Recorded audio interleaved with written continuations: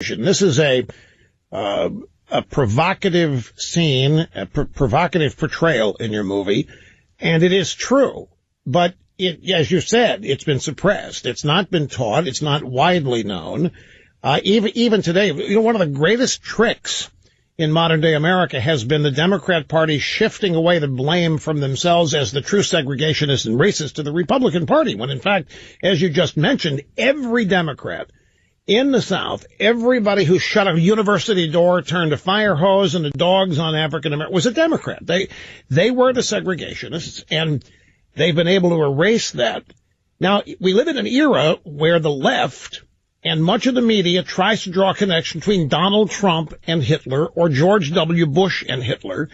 Now, here you come. Are you, in using this historical fact and the way you present it in your movie, are you trying to persuade?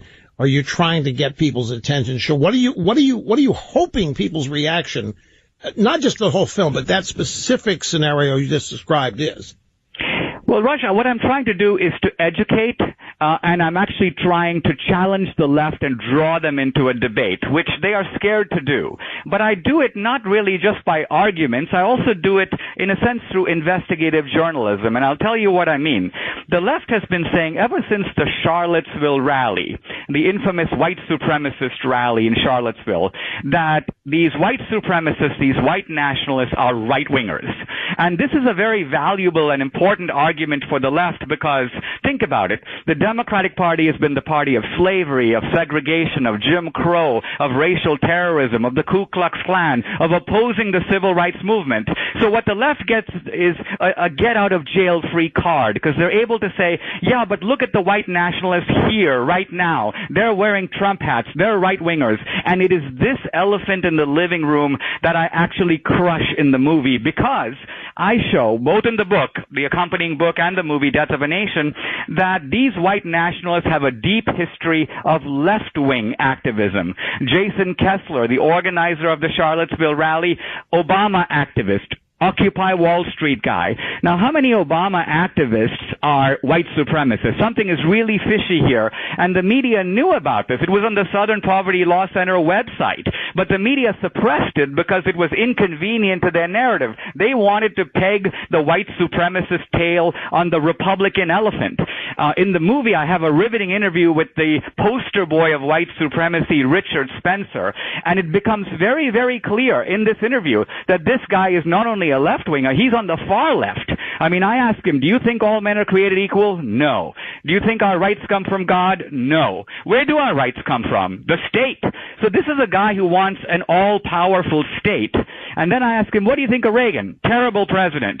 Who are your favorite presidents? One Democrat after another, starting with Andrew Jackson. And I go, well, these are Democrats. And he goes, well, who cares about party labels? And I go, well, Andrew Jackson was the founder of the Democratic Party. So what really emerges, Rush, is when you're watching this, and I'm not coaching this guy, I'm just asking him, it becomes really clear that we are seeing a massive media, an orchestrated campaign to falsely peg the right, conservatives, Republicans, patriots, Christians, as being the bigots. Whereas in reality, these white nationalists, one after the other, they are actually anchored in the left. They're playing a theatrical role for their own media exposure, and the left is using them, and they're allowing themselves to be used. This is the biggest of all the big lies. Well, and not just that they are the true racists and bigots, they're the true oppressors. They're the ones that want to limit people's freedom. They're the ones that want to define terms under which people can behave and cannot. It's not us. You know, the reason your premise fascinates me is that back in the early days of this program, and I forget, I was talking to a political scientist, don't remember who, but the point is I think that the graphic that we use to describe where ideologies lie in America, a straight line. You have your centrists and supposedly the independents and moderates right in the middle, and you go right, you go right, you go left, and you go left. I don't think it's a straight line. I think it's a circle. And if you go far enough left, as with Hitler, you're going to find pure socialism, which is what Hitler even called Nazism. It was National Socialism. So if you diagram it as a circle, it's much easier to demonstrate how all these ideologies do not keep going farther left and farther left and farther right. They will dovetail at some point. But I I don't know how you make the point to people that don't have an open mind that liberalism is not this open-minded and tolerant and compassionate thing, and it's rather selective, it's oppressive, it is where racism is defined and